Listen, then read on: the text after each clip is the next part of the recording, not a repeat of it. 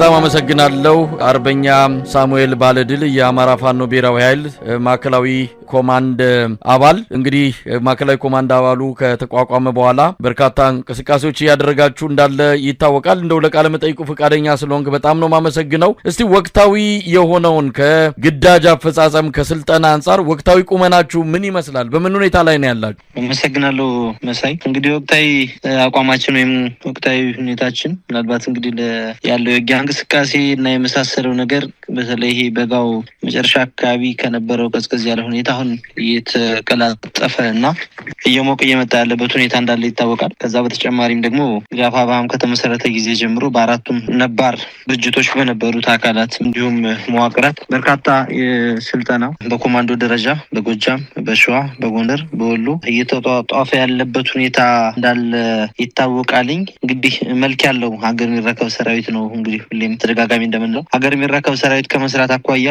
ስርዓትና ቅርጽ ያለው ወታደራዊ ጠባይን የተላበሰ ሰራዊት ከመስራት አንጻር በጣም በርካታ ስራዎች እየተሰሩ እንዳለ በተደጋጋሚ ምረቃዎች እየቀረቡ ያለበት ሁኔታ አለና ጥሩ መነቃቃቶች፣ ጥሩ እንቅስቃሴዎች እንዳሉ ነው የሚታየኝ። እንደው ከውጊያ አንጻር ሰሞኑን በተለያዩ አካባቢዎች እንሰማለን በአገዛዙ ሰራዊት ላይ በተለይ ስቦ ማስከዳት የጠላትን ኃይል ወይም የአገዛዙን ሰራዊት ወደ እናንተ እንዲመጡ በተለያዩ መንገዶች በውጊያም መረጃ በመስጠትም በተለያየ መንገድ የዛን የሰራዊቱን የማሳሳት እርምጃም እየወሰዳችሁ እንዳለ ይታወቃል።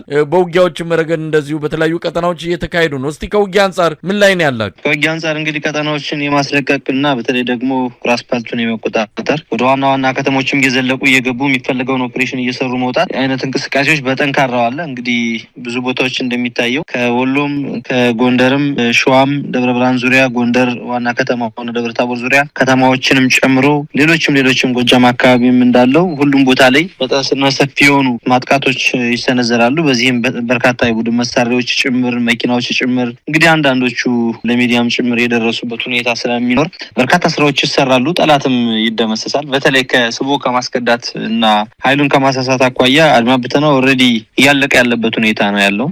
አድማ ብተናና ሚሊሻ እያለቀ እየፈለሰ ያለበት ሁኔታ ነው ያለው። የቀረውም እንግዲህ ለመውጣት በዝግጅት ላይ ያለ በጣም በርካታ ነው ያለው። እንግዲህ በቀን በጣም ብዙ የአድማ ብተናና የመከላከያ አባላት ይከዳል። በእርግጥም እየሳሳ ያለበት ሁኔታ ነው ያለው። ኃይላችንም የበለጠ ክረምቱን መጠነ ሰፊ ማጥቃት እንደሚያደርግ የሚጠበቅም ትልቅ ዝግጅትም እየተደረገ ያለበት ሁኔታ ስላለ ከዚያም ለመትረፍም ጭምር መዋቅሩን በማፈራረስ ረገድ በርካታ ስራዎች ተሰርተዋል። በውጊያም በርካታ ድሎች እየተገኙበት ያለበት ሁኔታ ነው ያለው። ሰራዊቱም በተግባር የሰለጠነውን ስልጠና በተግባር እየሞከረ ውጤት እያመጣበት ያለበት ሂደት ነው ያለው። እንግዲህ የሉና ትግሉ ሁለተኛ ዓመቱን ሊደፍን ነው።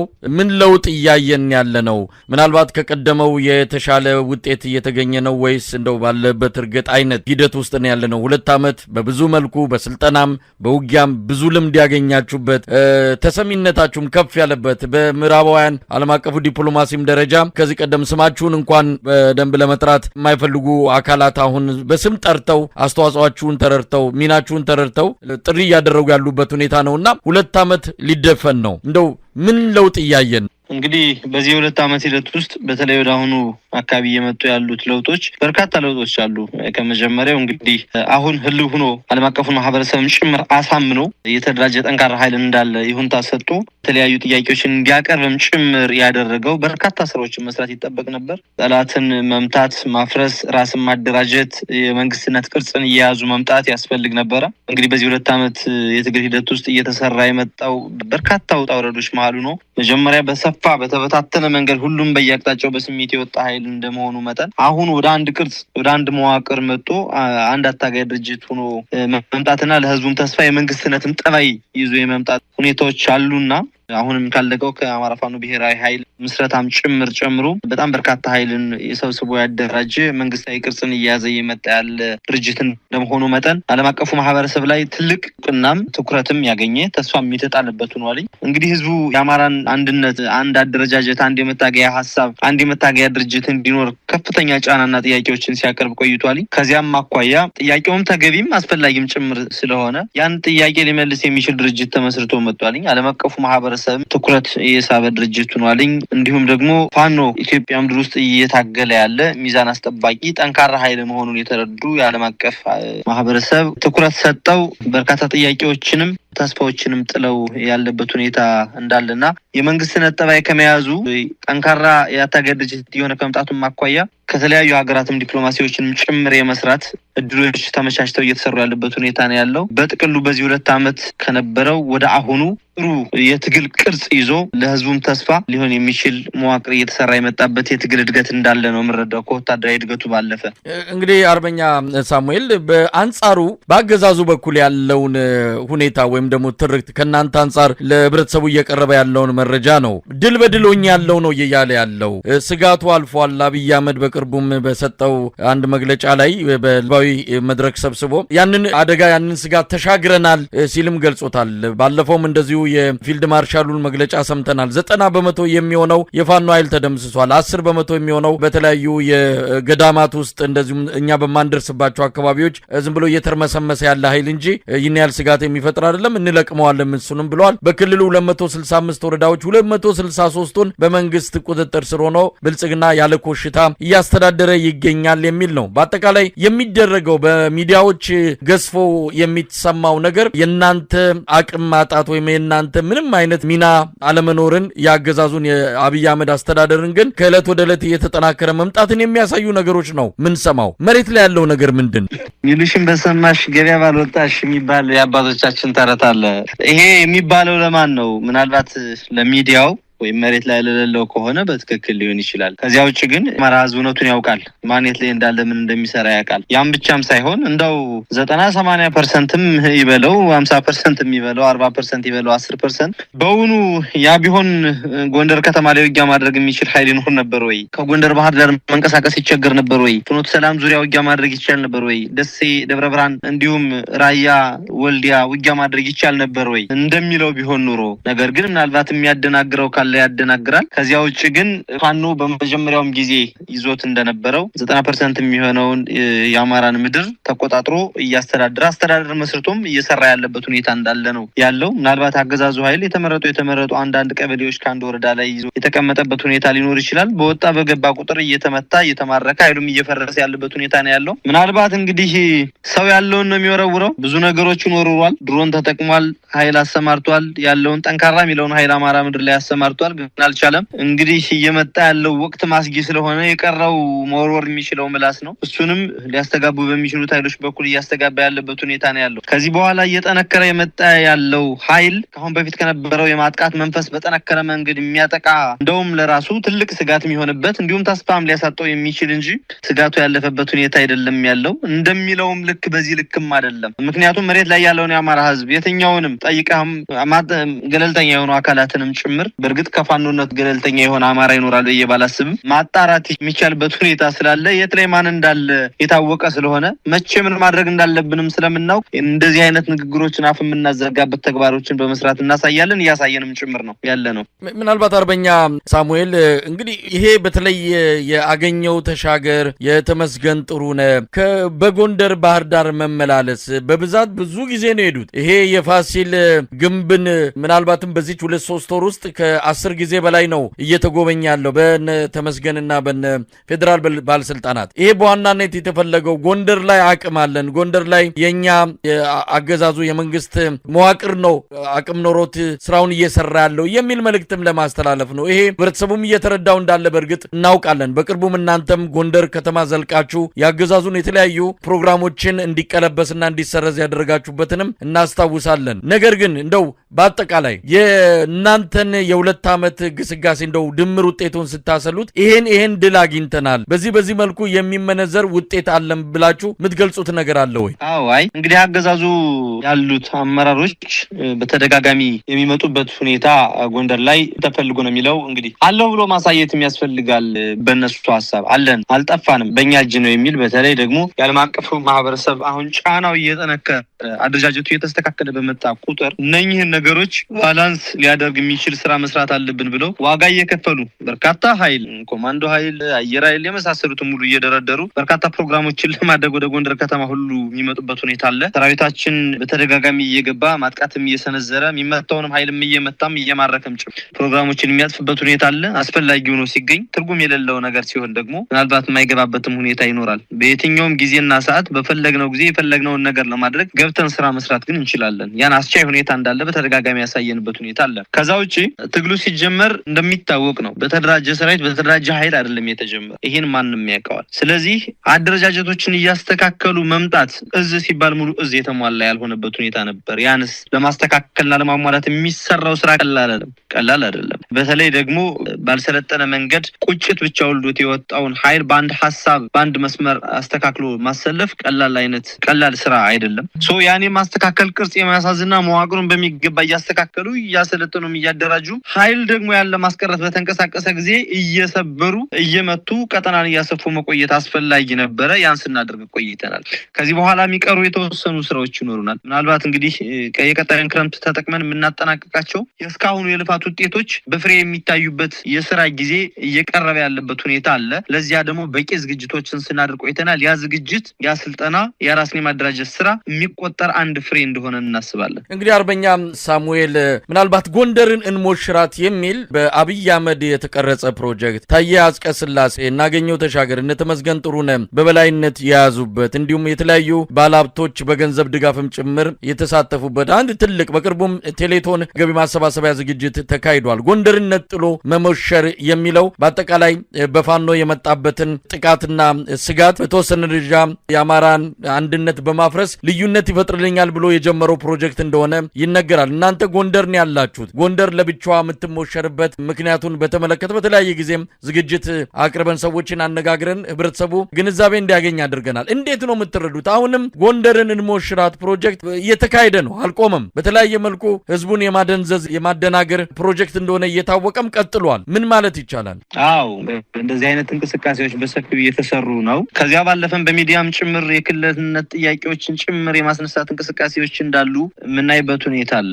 አጠቃላይ ጎንደርን እንሞሽራትም አለ፣ ጎጃምን እንሞሽራትም አለ፣ ወሎን እንሞሽራትም አለ። በዋነኝነት ከአማራው እንዴት እንነጥል ነው። በቃ ከአማራው ነጥለን ከፋፍለን የምንሄድበትና ይህን የተደራጀ ያካሄዱ አስጊ ስለሆነ ነጣጥለን በተለያየ መንገድ አሰልፈን ከቅርብ እርስ በርስ ጠላትነትን ፈጥረን የምናቆምበት እድል ካለ ያን እንጠቀም ነው። ምናልባት እንግዲህ የሚደግፉ የባለ ሀብቶችም የድጋፍ ውጤት የሚያመጣው አማራን ከፋፍሎ ጎንደርን ከአማራ የመለየት ስራ ነው ሊሆን የሚችለው። በልዩነት ጎንደር የምትሞሸርበት ከሌላው አማራም የተለየ ጥቅም የምታገኝበት ምንም ምክንያት የለም። ከሌላው ያነሰ የምታገኝበት ምንም ምክንያት የለም። ጎንደር አማራ ነው፣ እንደ አማራ ነው ሊኖር የሚችለው፣ እንደ አማራ ነው ሊጠቀም የሚችለው። የሚገባውን በዚያ ልክ ነው እና ይሄ የማላመድና የተለዩ ናቸው አድርጎ ለማሳሰብ የሚኬድበት ርቀት እንደሆነ ነው የምናስበው። ግን እኛም ህዝባችንም አማራ ነን፣ ብንሞሸርም እንደ አማራ ነው ምንሞሸረው። ሞሻሪዎችም ራሳችን እንጂ የብልጽግና ኃይሉ ሊሞሽረው የሚችል ማንነትም የለንም፣ ከተማ ምድርም የለንም። አጠቃላይ ይሄ የክልልነት ሳቤ ጥያቄዎችን እየፈጠሩ ያሉበት ሁኔታ እንዳለ ይታወቃል። በጎጃምም በወሎም በጎንደርም ይህንን የሚያራግቡ ኃይሎችና የሚዲያ አካላትም ጭምር በሰፊው እንደተሰራጩና የፋኖውን ትግልም ጭምር እየከፋፈሉ ለዚህ ግብአት ሊጠቅም የሚችል ጥላቻዎችን መፍጠርና ትግሉን ወደዛ ለአዝማሚያ የማዞር ስራዎችም ጭምር እየተሰሩ እንዳለ የተደበቀ ነገር አይደለም እና ከዚህ አንጻር ሲታይ እንግዲህ አንድ ጠላት ብሎ ለፈረጀው ህዝብ ሊያደርገው የሚችለውን እቅድ የሚመስል የሚጣፍጥ ነገር እያሳየ እያዘናጋ ለመውሰድ የሚሞክረው ሙከራ እንደሆነ ይታየናል። ነገር ግን የሚሳካ ነገር አይደለም። እንግዲህ አርበኛ ሳሙኤል ከዚሁ ጋር የተያዘ ነው። አገዛዙ አሁን እንደ ስትራቴጂ የሚጠቀመው አማራን በአማራ የሚል ነው። በሚዲያው፣ በዲጂታል መድረኩ፣ በሚሊሻው፣ በአድማ በታኙ፣ በመከላከያ ሰራዊቱም ጭምር የአማራ ተወላጆች ተሰልፈው ከፋኖ ጋር እንዲዋጉ እያደረገ ነው። ይሄም ነው በአሁን ሰዓት ትልቁ ራስ ምታት የሆነው። ይሄንን የአማራ ፋኖን ትግል አንድም ወደፊት ብዙ እንዳይራመድ ያደረገው አማራን በአማራ የሚለው ስትራቴጂ ነው። በቅርቡ ሽመልስ አብዲሳ ገንዘባችን ይጨነቅ፣ ገንዘብ እየከፈልን ሚሊሻ አደራጅተን አድማ በታኝን አደራጅተን እዛው እናዋጋቸዋለን የሚል ነገርም አንስቷል። ይህንን እንዴት ማየት ይቻላል? እውነት ነው። በትኩረት ሊሰጠው የሚገባ እንደው ከማህበረሰቡም ከህዝቡም ጆሮ እንዲደርስ የሚገባው ይሄ ጉዳይ ነው ብዬ ነው የማስበው። በዋነኝነት አማራን ከአማራ የሚለው እንግዲህ አድማ ብተናውን እና መከላከያ ትውልድ እያነቀ እያፈሰ እየወሰደ እያስገባ በግዳጅ እንደሚያታግል ይታወቃል። ነገር ግን ደርሶ ከተመለሰ በኋላ ትጥቃችንም መሳሪያችንም ይዞ ወደ ትግሉ የሚቀላቀልበት ሁኔታ ስላለ አሁንም እየመጣ ነው ያለ። እሱ ምንም የሚያሰጋ የሚያስገርምም ነገር የለውም። በዋነኝነት ግን በሚዲያ በኩል የሚሰራው ነገር ግን ቀላል አይደለም። አጠቃላይ ከዚህም ጋር ተያይዞ ይሄ ጎንደር፣ ጎጃም፣ ወሎ፣ ሸዋ የሚል ምድቦችን ሰጥቶ እንደ ማንነት አድርጎ ለማስተዋወቅ የሚኬድ ትልቅ ስሜት የሚፈጥር መበሻሸቆችን ጭምር ይፈጥራልኝ እየፈጠረም ነው ያለው የፋኖ ደጋፊ በሚመስሉ አማራ በሚመስሉ ሰዎች በኩል ማለት። እኔ እንደው አንድ ነገር እዚህ ላይ ማስቀመጥ እፈልጋለሁ። እንደው 4 ሰዎችን ምሳሌ ላንሳ። እንግዲህ ደሳለኝ ሲያስብ ሸዋን ላንሳ፣ ወይም ሬወዳጆ ወይ ሄኖክ አዲስ ላንሳ፣ ወይ ዝናቡ ልንገራውን ላንሳ። ራሴንም አንድ አድርጌ ላስቀምጥና ከዚህ ሳሚን ሰቅሎ አሞግሶ ዝናቡ ልንገራውን የሚሰድብና የሚያንቋሽሽ ሰው አማራ አይደለም። ይሄ ምንድነው? ሳሚን ሰድቦና አንቋሾ ዝናቡ ልንገራውን ወይ ሄኖክ አዲስን ወይ ደሳለኝ ሲያስብ ሸዋን የሚያሞግስና የሚያቀናጣ የሚያጀግን ሚዲያ ለአማራ አይጠቅምም። በወጣንበት ትግል ልክ ትግሉ ምን ያስፈልገዋል ብሎ መስራት ይገባዋል እንጂ እኔን የሚደግፈኝ ሰው ሙሉ ጎንደሬነትን ሊወክል አይችልም። እያጠፋው ሊደግፈኝ ስለማይችል ዝናቡን የሚደግፈው ሁሉ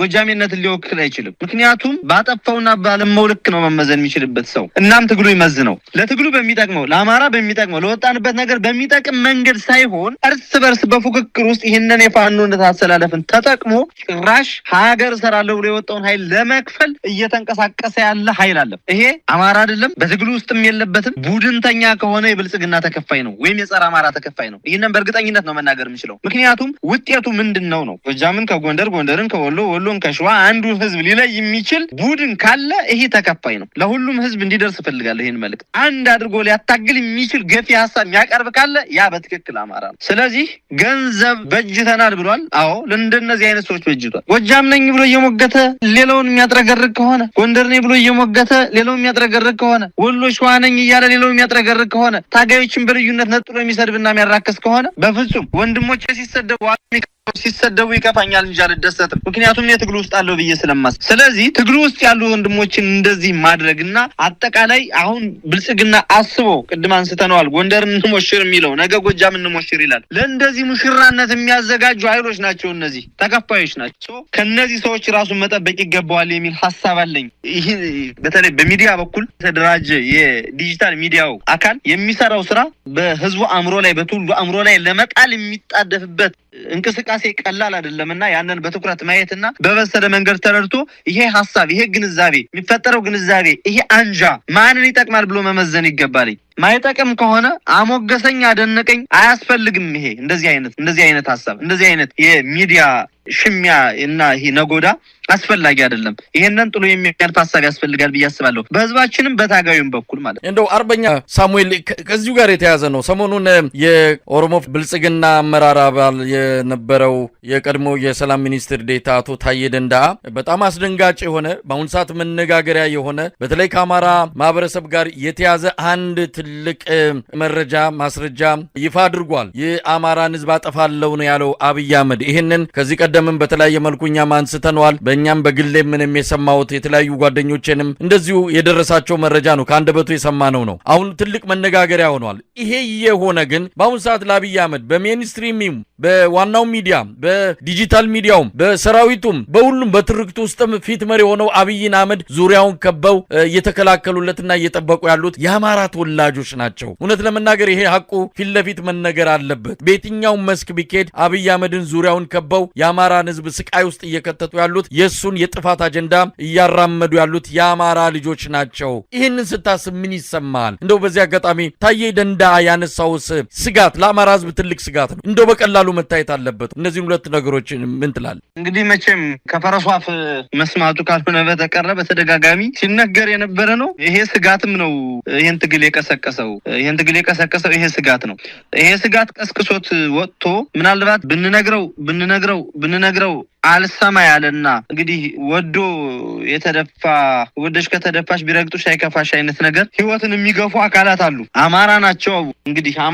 እሱ ምናልባት እንግዲህ በብዙ መንገድ ሊጣራ የሚችል ነው። አማራነት በራሱ ምንድን ነው ብለን ስናስብ በትክክል አማራነት የሚመጥኑ ናቸው ወይ ካልን የአማራነት መመዘኛው በራሱ ብዙ ስለሆነ በኔ መረዳት አማራነት እንደዚያም ስላልሆነ ነገር ግን ከዚሁ ማህበረሰብ የወጡ አካላት ናቸው። ይሄ ነው እንግዲህ ሚሊሻም ሆኖ እየተኮሰነ ያለ አድማ ብተናም ሆኖ እየተኮሰነ ያለ በካድሬም በካቢኔም ደረጃ ሆነውም አሉ በጀነራል ደረጃ ሆነው የሚያገለግሉት ኃይሎች አሉ። እንግዲህ ምናልባት አሁን ገላችሁ ነው እያላቸውም ይሁን ይሄን ህዝብ ሊበቀሉበት የሚችሉበት ወይም ደግሞ የሚፈልጉበት ምክንያት ኑሮ የሚችሉበት እድል አግኝተው እየተበቀሉት ከሆነ እንደው የምናውቅበት እድል ቢኖር ጥሩ ነው ብዬ አስባለሁ። ከዛ ውጭ ግን በግልጽ እየተነገራቸው ነው ያለ በነገራችን ላይ ታየ ብቻ አይደለም ራሱን ጭምር እኮ ብዙ ጊዜ በየምክንያት ይናገራል እኮ ህዝብን እየጨፈጨፈ እኮ በጅምላ ጨፍጭፎ በድሮን ጨፍጭፎ በጅምላ አሳርዶ በሎደር ቀብሮ የተወሰነ ግጭት አለ እያለ ሲገልጽ የነበረው እኮ ህዝቡን መናቅ ነው፣ የማጥፋት እቅድ ነው፣ የማፍረስ እቅድ ነው። መቼስ ይህንን ደግሞ ጆሮ ዳባ ልበስ ብለው ህዝቡ ላይ መከራ እያመጡ ያሉ አጋዥ ግን የዚህ ማህበረሰብ አካል የሆኑ ሰዎች በጣም ነው የሚያሳዝኑኝ።